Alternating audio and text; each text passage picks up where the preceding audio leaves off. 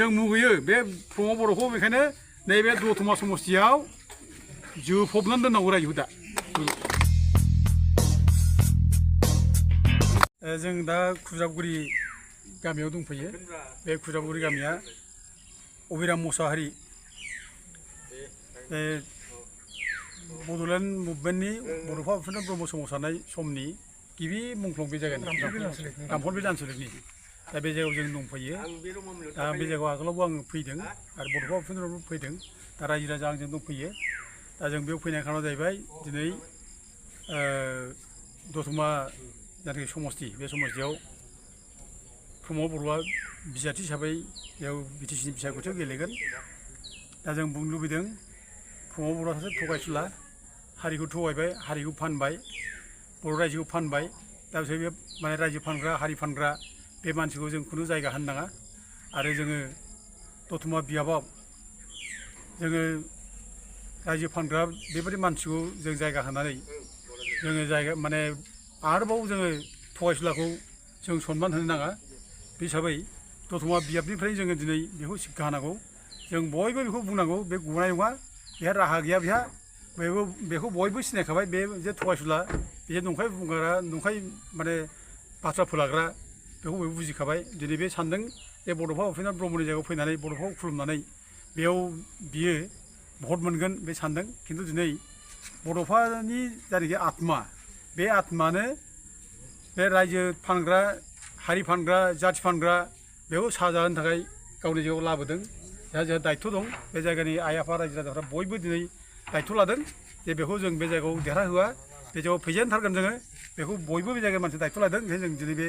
रायजो राजा आइ आफा लिंहरनायखाय जों खुजाबगुरि जायगायाव दिनै फैनानै जोङो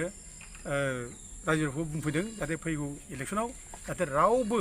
प्रमद बर'नो भट होआ आरो बेखौ जेरैखिजाया बे जायगानिफ्राय जोङो फेजेननो हायो आं जों बे जायगानि मानसिखौ बेखौनो खावलायनो फैदों बेथ' बे सासे लिडारनि कुवालिटिखौ लाखिनो मोजांमोन बियो लिडारनि कुवालिटिया बिदि जाया दफा मफा गावनो एखमबा बुंबाय बिटिसिआ बिराद मोजां एखमबा बुंबाय बिटिआरआ माने नरक होनना बुंबाय दा बे माने खोथा लाखिनो रोङै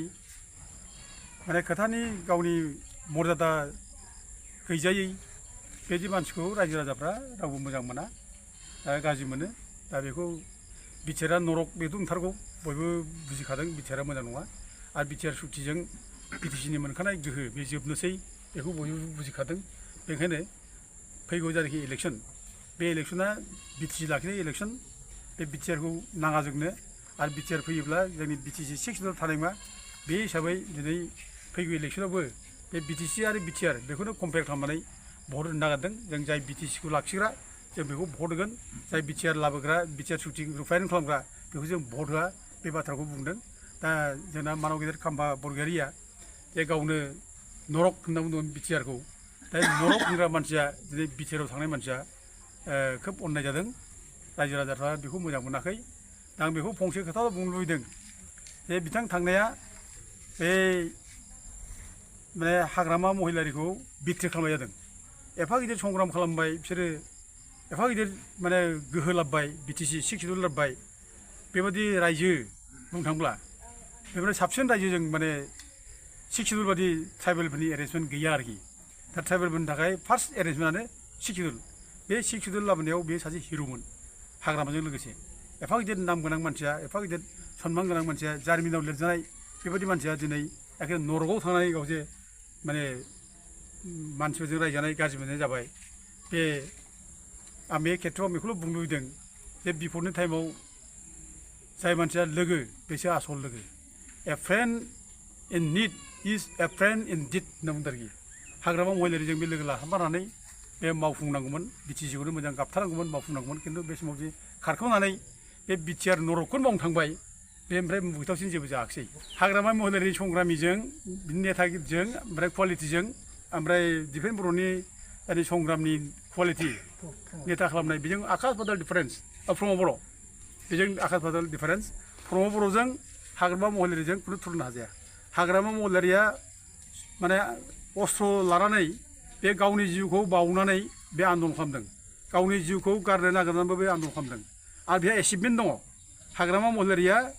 संग्राम खालामनायनि गेजेरजों जिउ बावनायनि गेजेरजों दिनै बिटिसि सिक्सखौ लाबोदों बेहा हिस्ट्रियाव दङ सदाने होजों लिरजानाय बे हिस्ट्रि बिनि थाखाय बे खिन्थु प्रमद बर'आथ' मा लाबोखो बिनि आन्दलनाथ' प्रक्सि आन्दलनमोन बेहाथ' संग्रामानो गैया बेहा ना बे माने बिदि बिराद माने संग्राम बे खालामदों संग्राम खालामदों ना बेहा एचिभमेन्ट दं बे एबसुनि आन्दलन खालामदों माथ्र बियो माने बिटिसिनि पावाराव बोरै फैनो हायो उरखा उग्रा ब्रह्मखौ बोरै माने बिटिसिआव शिफ्ट खालामनो हायो बेनि थाखाय प्रथम बे माने 2005नि इलेक्सनाव बिसोर माने दावराव खालामदों फार्स्टआव 2014आव जेब्लानाखि जिके फिल्डखौ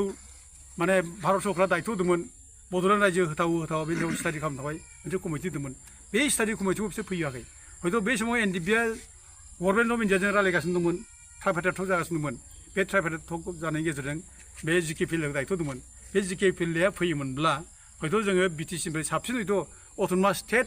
बा जों इउनियन टेरिटरिखौ जों मोननो हागौमोन बे मोनसे चान्स दंमोन खिन्थु प्रमद बर'मोनहा प्रक्सि आन्दलन खालामनानै बे माने पुलिस मिलिटारि लानानै आन्दलन खालामनाय रेलगारि माबाब्ला ओंखाम संजालायनाय नाजों बेदरजों दा बिसोरो मा खालामदों जिके फिल्ड फैनायखौ बिसोरो टायार सावै सावै बिसोरो होबथादों जिके फिल्ड जिके फिल्ड ग'बेक फैयोमोन नालाय दा नायनोसै दा अब्ला बिसोर बड'लेण्ड रायजोनिबो बेरेखा बिसोरो बर' जाथिनि सत्रु बिसोरो आरो एनडिपिखौ बिसोर बिट्रे खालामदों फोथाय खेबस' खालामदों दा दिनै सुक्तिया मा लाबोखो बिटिआर सुक्तियाव मा मोनखो बिसोरो मा एचिभमेन्ट दं दा दिनै बिटिआर सुक्तियाव बिसोर प्रथमाव लिरबाय जे जोंनो बड'लेण्ड रायजो नांला बे बिटिआरआ जोंना फाइनाल जाबाय नों लिरबाय अब्ला नों हाग्रामा महिलारिजों बोरै बेजों कम्पेयार खालामनो हायो मालाय हाग्रामा महिलारिया माने एचिभमेन्ट दं संग्रामनि एचिभमेन्ट दं बेहा नोंहाथ' प्रमद बर'आथ' जेबो एचिभमेन्ट गैया बे रायजो नाङा होननानै लिरनानै लाबोबाय नोङो बिटिसिनिफ्राय गामि दानख'नायनि नोङो सुक्ति लिरनानै लाबोबाय माने बिटिसिनि पावारखौ डिसिनो हरनांगौ होननानै लिरनानै लाना फैबाय